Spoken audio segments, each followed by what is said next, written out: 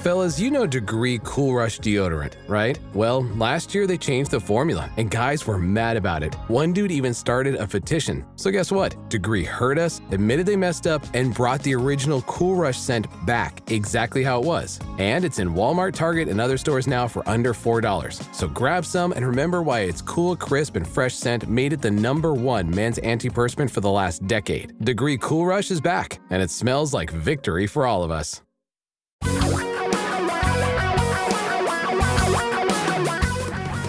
Reality radio for a really great future. We're talking real money. Welcome to Talking Real Money. We are live this weekend. A happy 4th of July holiday to all of you. I would try to figure out what year we're celebrating, but it's too many numbers there. But anyway, it's been a couple hundred years.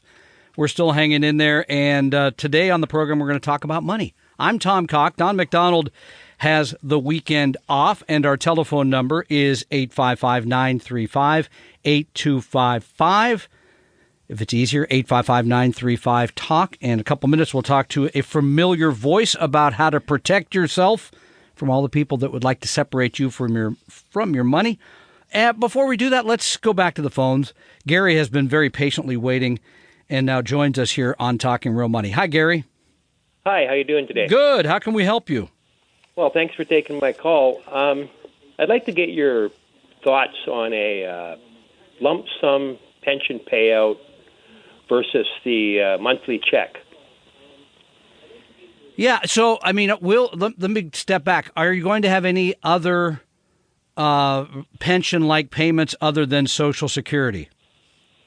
No, just Social Security, but I do have 401k. Okay. So would you call yourself an experienced investor or somebody who hasn't done much with stocks and bonds? I would say that I'm somewhat experienced. Okay. And then let me ask you, here's another, and this is a tougher part. How do you do with volatility, things going up and things going down, and the future looking uncertain, and March of 2020, et cetera, et cetera? How did you manage through all of that? Well, for the last 35 years, I've been invested in the S&P 500 almost exclusive. Okay. So then that helps me a little bit because taking the lump sum and investing it and having it grow over time, some in stock, some in bonds, generally leaves that person with more money, and your family, of course, as well, than taking the monthly payout. But oftentimes, when people ask me this question, I say, this is more about you and your emotional makeup than it is about the money. Because for people that really have no experience investing or they're very risk averse, they're the worrying type, I will tell them just take a little bit less money because, as you know, if you take a fixed amount in the pension, and by the way, does it have any sort of inflation on it, inflation adjustment, cost of living? No, it's not adjusted for inflation. I mean, then this is the problem, right? Because you're getting an amount. That amount is not going to change, and in about 23 years, it will buy half as much gas or milk or a third as much housing, with housing prices going up the way they are. So, I mean, that's the reality. So generally, from a financial standpoint, it makes more sense to take the lump sum, as I say, invest it properly. Here's the other thing. You need to be very careful in that moment because oftentimes I see people take the lump sum, hand it to somebody that puts it in an expensive annuity or other type of product, which is not in the best interest of you. It is certainly in the person who sells it. So, yes, generally the correct decision is taking the lump sum and investing it rather than taking the monthly amount. So if I take the lump sum versus my monthly payment and I run the roughly formula, it would take me my lump sum would have to generate 6.5% interest to equal what I would get on my monthly payments. I'm trying to figure out how you'd come up with that number. Well, I'm basing it on 15 years. If my pension paid out for 15 years, So that would be a number, right? The monthly amount times 12 times 15, correct? And what you're saying is you need to make 6.5%. Yeah, on the money. I mean, my annual payment on my pension would be $25,000 a year, and they're offering me $400,000 as a lump sum. Yeah. Which, by the way, yeah, okay. So if you took out 4% of that a year, you're at $16,000. So yeah, it would take a little while longer to pay out. Yeah, and I kind of like the idea of getting the monthly check. So although $400,000 sounds like a lot of money. Well, I mean, and do you have a survivor benefit? Are you in a relationship where the other person may need money? No, it's just myself. Okay, so sometimes that can be a consideration too. Again, I mean, there isn't a yes or no answer to all of this. When we run it, generally, as I say, you end up with more by taking a lump sum, investing it, and even taking out the money. By the way, the other part of the lump sum is you can take it out when it fits you and your tax situation, right? Other than, of course, required minimum distributions, which also may be pushed back because the Congress is looking at pushing him back to 75. So there really isn't a right yes or no answer there, Gary. I think you're thinking about it correctly, and each person have to make the decision based on, as I say, generally their more emotional side than their fiscal side. 855-935-TALK will continue here on Talking Real Money.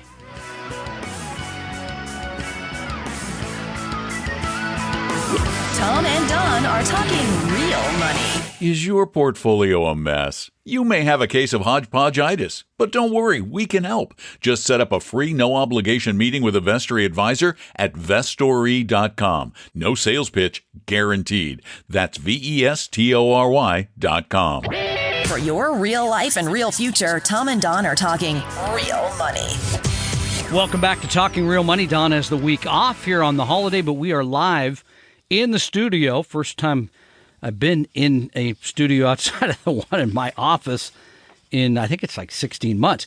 And got a familiar face. I knew you was going to say something. Familiar face, familiar voice here. You know him as the ConsumerMan. No cape today, I noticed. But he's been doing this for, can I say? How many forever. Years? Okay, forever. Leave it at that. More than 40 years. Yeah, it's good for you. Herb Weisbaum joining us, and we'll get back to a few of your calls here in just a moment to try to protect you from all those people. By the way, I read all your articles. I love them. Thank you. They're really great stuff, and people should go to ConsumerMan.com to get all the stuff. And you write now for Checkbook, too. Checkbook.org, yep. It's all over the place. But I was fascinated. The first one was about crypto. Now, you know I am not a fan of investing in crypto in any way, shape, or form. Neither Period. Neither because I think it really is the greater fool. Whatever the greater fool says it's worth, then they'll buy it and pay for it until they don't.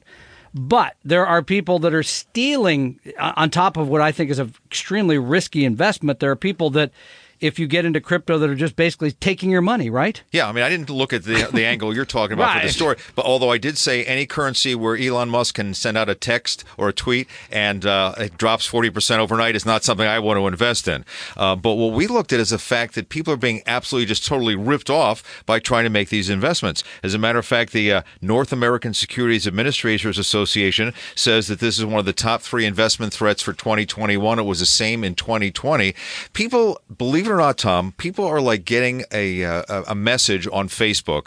Somebody says, one of their friends, of course, it's not really their friend, I got this great opportunity. I made all this money in crypto. You can be part of the deal. And then all you have to do is spend a little bit of money. So you put in $1,000 or $500, then you can double your investment and get this unbelievable return, usually in days or weeks. Oh, you don't have to wait, of yeah. course. You know, huge returns. Like put in $500, you get $1,500 back in 3 days. Just doesn't happen that way. And then they hit you up for more and more until you finally realize that you've been taken. And I've talked to these victims, and they say, you know, I didn't know anything about it. Well, then you shouldn't be dealing with it. Yeah, as you always say, if you don't know what you're doing, don't deal with it. But it's a very, very bad situation. And unfortunately, once the money's gone in the digital world, the money's gone. There's virtually no chance of getting this, no pun intended, virtually no chance of getting this money back. Once it's gone, it's out of your hand. You know, you don't.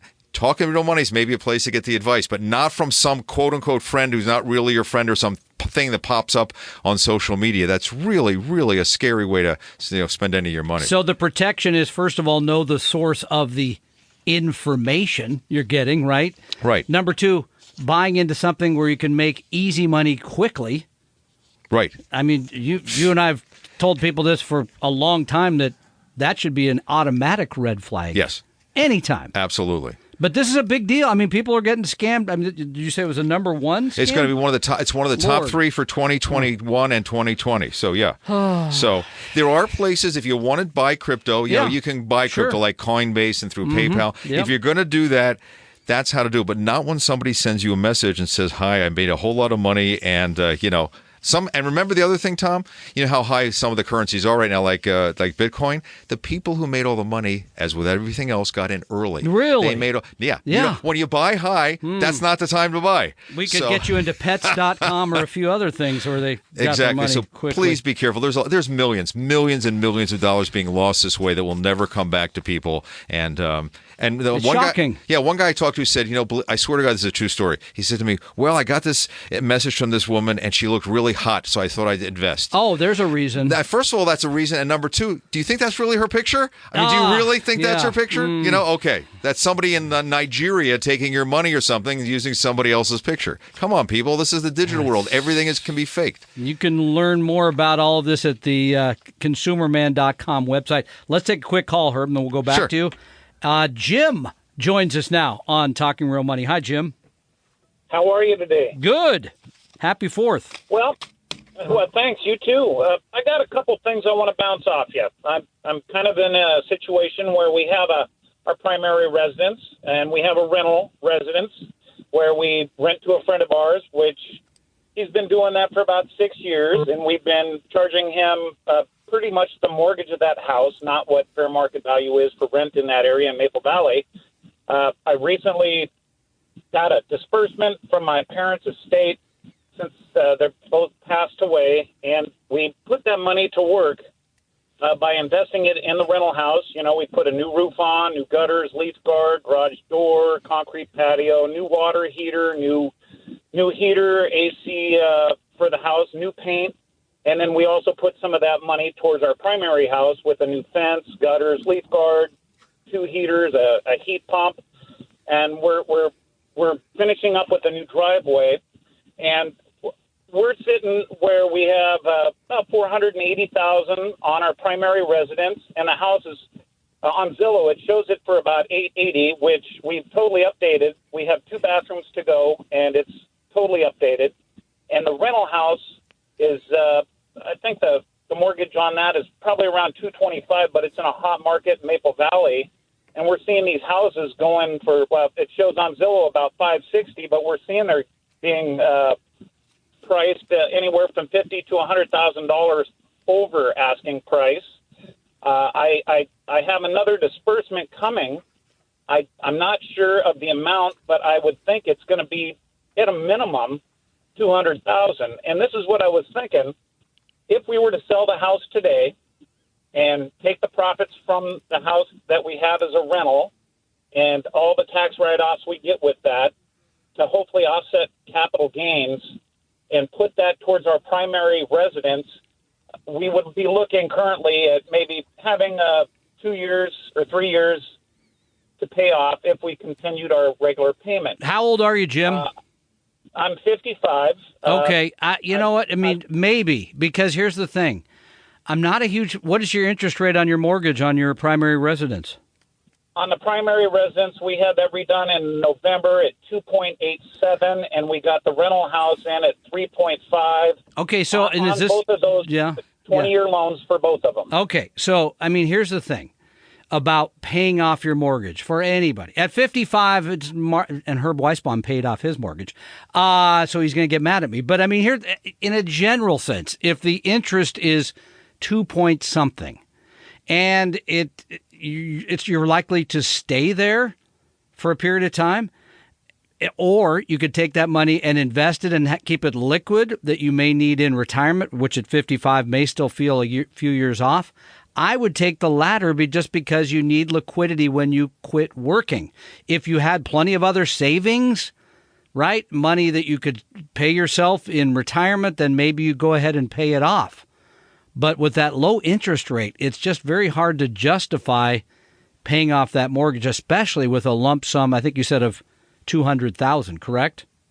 Yeah, that would be from the parent's estate. But with the sale, if we decide to sell the rental house and put that towards our primary residence, is that smart money?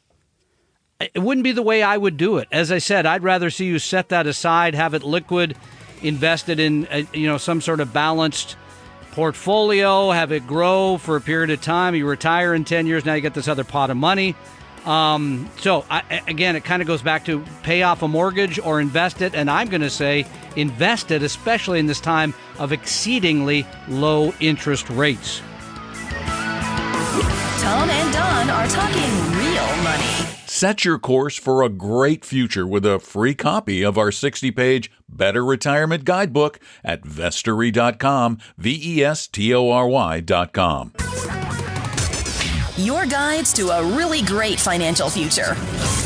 Tom and Don are talking real money. Welcome back to Talking Real Money. Our telephone number is 855-935-8255, 855-935-TALK. And we're talking to ConsumerMan Herb Weisbaum. You know the voice, of course, because he's been talking to you and helping you and protecting you for bazillions of years, many decades. So we're glad to have him here. We've talked about crypto investing, which I don't favor anyway, but there's a lot of ripoffs there. But this one did surprise me when you sent this article, which people can go read at ConsumerMan.com, that there's bad stuff also going on with these payment apps. Because I'm not a big tech guy, as you know, but somebody along the way said, hey, you could pay me using Venmo. Oh, okay. So I set that up. I use it, but people need to be careful here. Yes. And just going backwards for a second for your last caller, just for the record, I paid my house off, my mortgage off, because I was paying 7.5% interest. There you go. Okay. And this is cheap money today. And I had extra money, and I wasn't getting into a cash flow problem because I was younger. But anyway. First of all, no such thing as extra money, but that's a whole other show. It was under the mattress. I didn't know what to do with it. Like you told me, you said, put it under the mattress. There you go. All right. Anyway, the story we did for checkbook.org recently was about the complaints regarding these P2P, the peer-to-peer payment apps, and they're soaring. The Consumer Financial Protection Bureau gets these complaints from people, and they received more than 9,275 complaints about mobile or digital wallets, which include P2P apps, since they started accepting complaints back in 2017. And the majority of them, 5,200, were filed in the last year between April 2020 and May 2021. The pandemic, people didn't want to touch they wanted to shoot you the money. Two companies, no surprise, had the most complaints: PayPal, which owns Venmo, and Square, which owns Cash App, because they're the bigger of the two. The early warning services, which owns Zelle, run by the banks, didn't have very many complaints at all, but some of those could have shown up under the bank and not under the payment app. But anyway, so the U.S. PIRG, which is a big consumer advocacy group back in the nation's capital, they looked at all the complaints to sort of categorize them, because the CFP doesn't what are the things that are giving people problems? And there were three frequent issues: problems opening, closing, and managing the accounts, frauds or scams, and problems with transactions, including unauthorized funds transfers. So what can happen is you can put your money in one of these apps, and it gets frozen for no reason. They cancel your account for no reason. You can't get your money. You can't get anybody to answer you. I have money in this app. What are you doing with my money? That's one problem. If you this is not like using a credit card. If you send money to the wrong person, if I send it to Tom C instead of Tom C01, Tom C, and you're Tom C01, Tom C is going to get the money and may not want to return it because Tom C may think I'm a crook and try to steal his money. So there's none of that, I sent it to the wrong person, please give me my money back. So you've got to be really careful. It's over and it's over.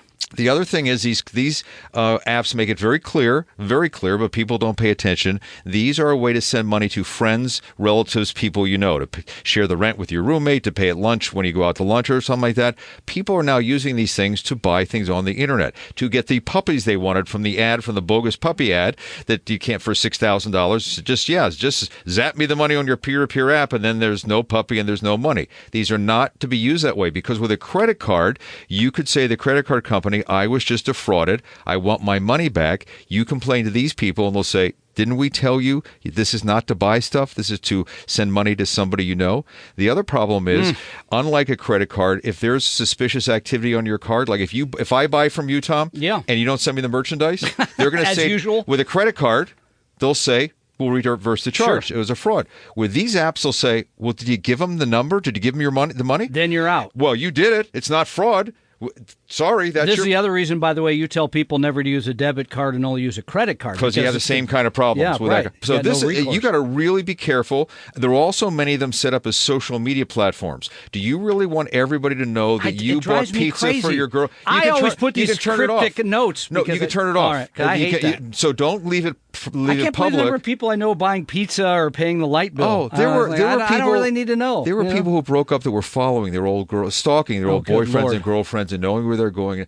People, that hasn't happened to money. me yet. You didn't have any old girlfriends. Well, all your girlfriends were old, but I mean, at my age, I'm hoping for a good. No, it's all right. But anyway, make it private. Put the settings in private. Right. The whole world does not have to know what you do with the money. I just found out I have $18 at Venmo. What should I do? Pay me for the appearance today? Okay. Well, if it's $18, you got it. It's $18 more than I'm ahead. $18, people. Can we get you to hang around for one more segment? Yes, and just point out ConsumerMan.com is where you'll find all these stories. And I love the articles. I think everybody should read this stuff because everybody's on these apps, right? They're using them. They're all over the place, and if they got to pay attention, protect yourself. And we'll take your questions and calls. We'll go to Gayland and Karen in just a moment here as we continue. Our telephone number 855-935-TALK, 855-935-8255 as we continue talking real money. Tom and Don are talking real money. A second opinion could save your life either physically or fiscally. Let one of our Vestory advisors help you save your future at vestory.com, vestory.com.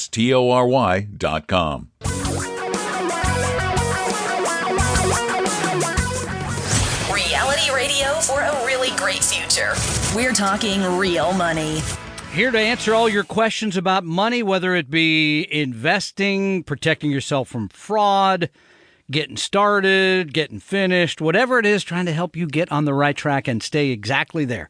We are here live every single week. And of course, if your schedule doesn't permit you to listen between 12 and 2, well, we have a podcast, had it for a long time, talkingrealmoney.com. So please take advantage of that. We actually have a YouTube channel now, too.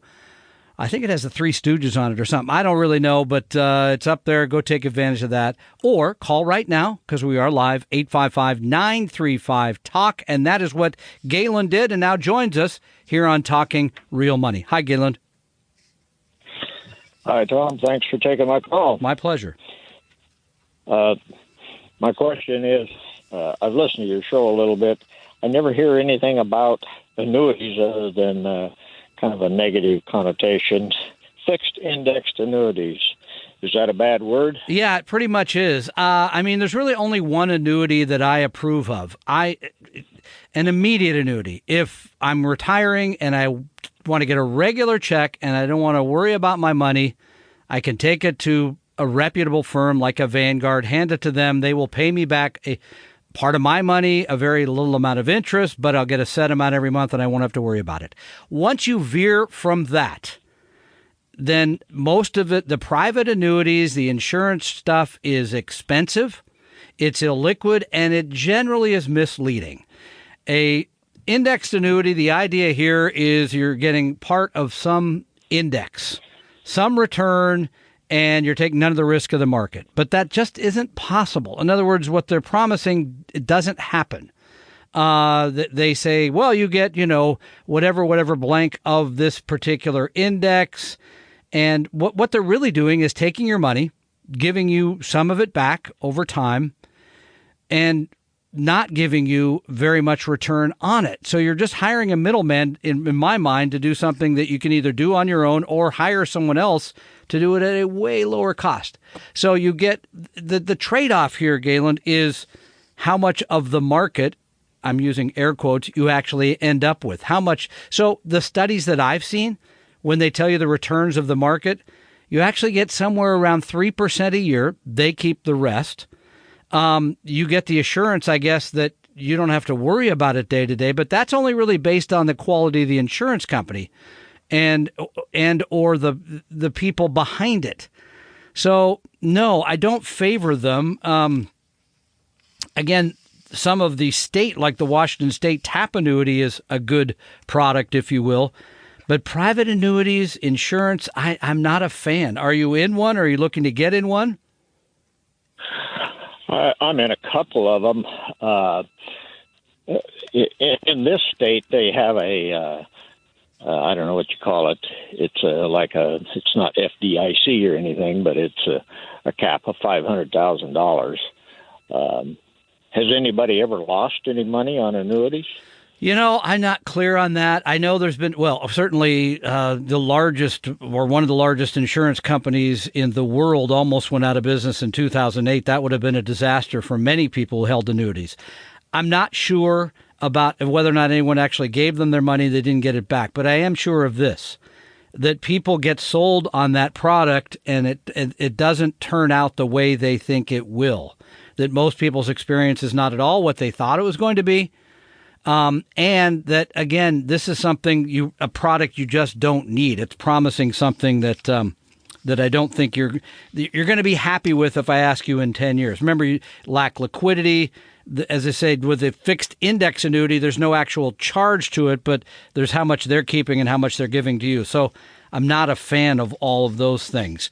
So thank you for your call, and Kieran, we'll get to you in just a couple minutes, but we're also here in the studio with our friend Herb Weisbaum, the Consumer Man, and if you can't go to his website, ConsumerMan.com, I've seen your work at checkbook.org, which I like very much as well, Herb. But, people got to keep track of another thing when it comes to all of this, and that's their credit.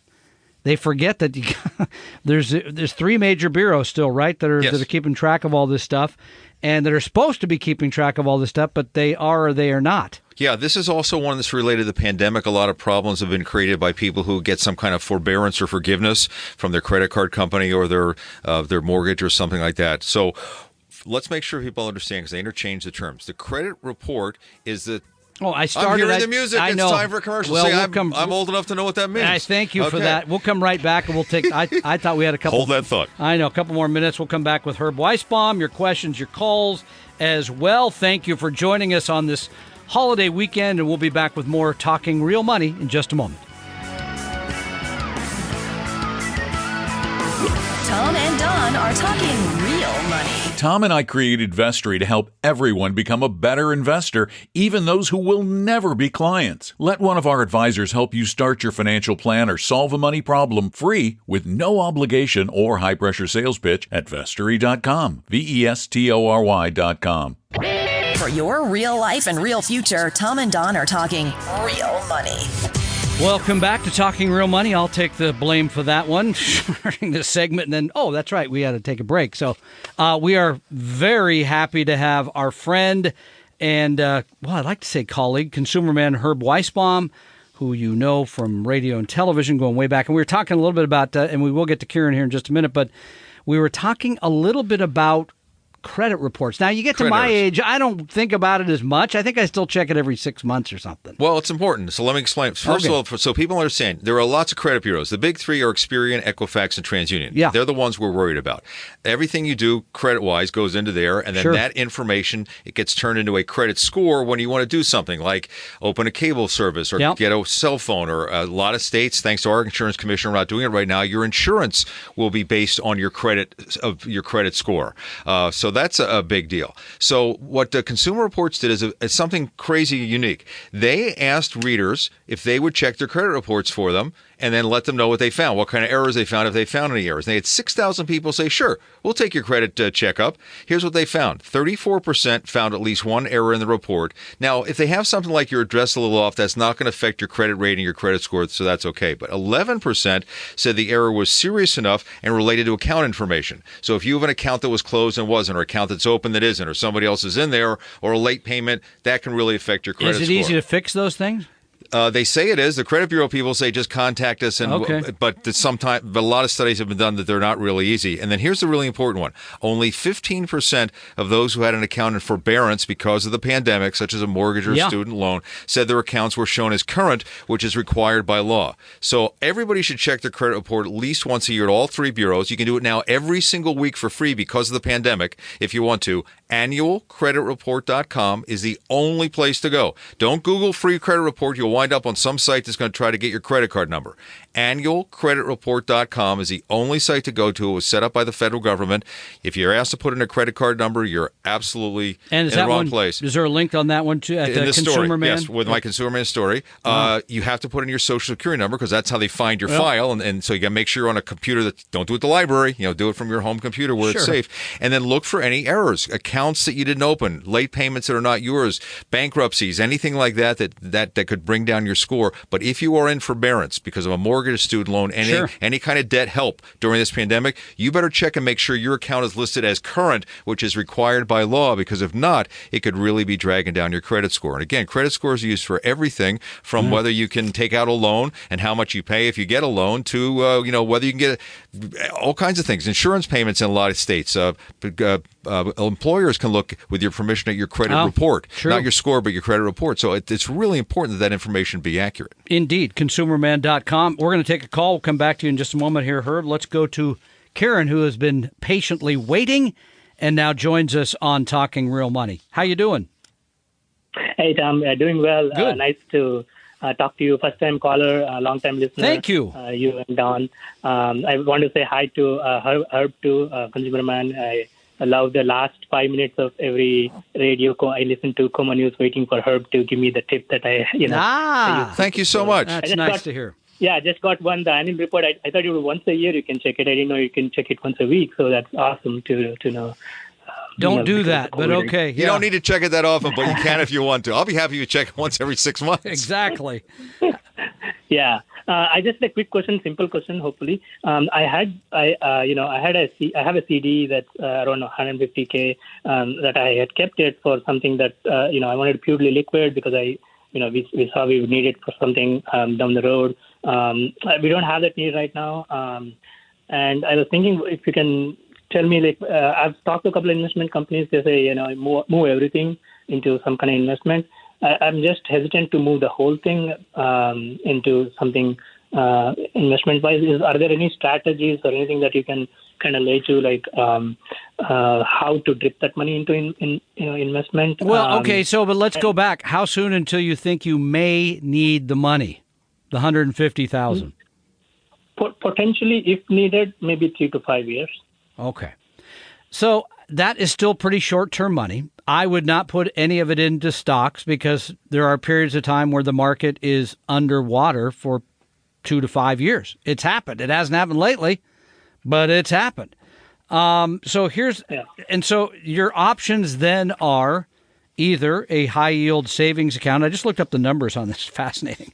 High-yield savings only paying 0.7%. Yeah, 0.7. It was up to 1.5 at one point. 0.7. So I don't love that.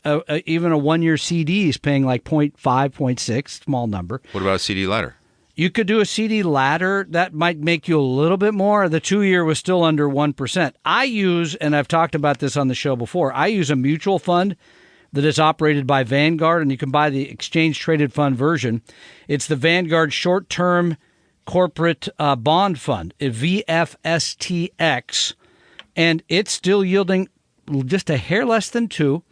It does have a little bit of volatility, right, because it owns a bunch of bonds issued by corporations that should pay you back. But remember, there's a little more risk to that than there is just in a regular savings account or in a CD. Those are more guaranteed. So this short-term corporate bond fund is something I've used for over 20 years. It pays a little bit more than those other things. It's paying a little bit more than that today. But here again, you may put the money in there. And I think in 2008, it lost a little bit of money. I think last spring it lost a little bit. It was, when I say lost money, it was volatile. It moved up and down a little bit. But that would be another option. And here's another idea. Maybe you take and you go online, and you can go online to bankrate.com and see the best deal for one of the online banks. Herb said, I looked at it recently, it's like 0.7. Maybe you put half of it there and half in the VFSTX. So that gives you some diversification between the two. So you're trying to make something on the money over time rather than really just losing to inflation, which I think now, Herb, is running closer to like 4% or something. I mean, so to have your money paying less than 1 while the cost of various commodities are going up closer to 4 is painful. Does that help? Yeah. Yeah, exactly. Definitely it helps. And would you say dripping it little bit by little by little? Nah, I don't think a dollar cost average into that kind of thing. I mean, that would be something you just did tomorrow. And as I say, on the CD, obviously, or the high yield savings, you're not going to see much volatility, obviously. But the bond fund does have a little bit of motion to it up and down. It's actually still up this year, even though I just looked at intermediate term bonds, which are down about 3%. So yeah, I'm kind of a fan of VFSTX, have been for a long time. And as I say, I don't know the exchange traded fund version, but if you type that in on the internet, you would get the ETF version as well. I hope that helps. Thank you so much. Yeah, you're most welcome. Thank you for you got a nice compliment there. Somebody or buy Bitcoin and you can be rich overnight. Oh yeah, you'll get all your money. End up in where they want to add Bitcoin to retirement accounts now. Yeah, I know. It makes me I want just to checked, open by the the way, window and jump. high yield savings about 0.5% right now.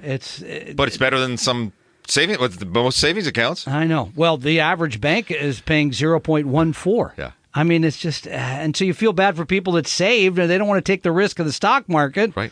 Who come in and see us regularly, like, I don't want to see my money go up and down that way. I get that. Yeah. I understand. Then you just need to be prepared to not see it go up. Right. It's going to be the same amount, and we may be in a very inflationary time right now. We don't know, right? Yeah. All right, before we go, one other place you're seeing people being frauded, especially like the people with the hair color same as mine. What's that? What else is out there? What else should we know about? Some of the old scams have not gone away, and a lot of them are just, the music's playing. I know. Again. Go ahead. A lot of calls. We always talk about internet scams. Be aware of phone calls. If they call you for Social Security, Medicare, whatever, want your money right away, want your information. It's not just all high tech. Most scams still take place over the telephone. So beware of that, and don't trust caller ID. You can't trust it at all. They know how to rip you off there. We'll be right back with more here on Talking Real Money. Thanks for joining us. Tom and Don are talking real money. Want a free copy of my book, Financial Physics? Well, go download it right now at Vestory.com, Vestory.com. Your guides to a really great financial future. Tom and Don are talking real money. We all need someone to look at what we're doing from time to time and tell us what we're doing well and what we're not doing. And I'm not talking about your significant other at home. I'm talking about real professional advice to make sure that you're doing everything you can the best for your money, whether it's your investments, whether it's your cash, whether it's your plan for retirement, or if you're in retirement, to make sure that you're not making any of those big mistakes. We give you a free hour to an hour and a half with one of our advisors with no sales pitch. We will look how you're invested. We'll tell you how much you're paying others. We'll tell you how much risk you're taking, because many of you don't know because you have a little bit here, a little bit there, a little bit everywhere. So take advantage of this offer, and you can do it easily. You can set up an appointment at the time and day that works for you. You simply go to Vestory.com, V as in Victory, E as in Edward, STORY.com. Set up an appointment right there. You'll talk to one of our advisors. You'll get the help you need. Again, Vestory.com. We hope you realize that the information provided on Talking Real Money is for educational and hopefully enjoyable purposes only. Providing personalized financial planning or investing advice takes time, so please consult with a really good fee-only fiduciary investment, tax, or legal advisor. We know a good one. Investing must always involve risk. In other words, you can and probably will lose money at times.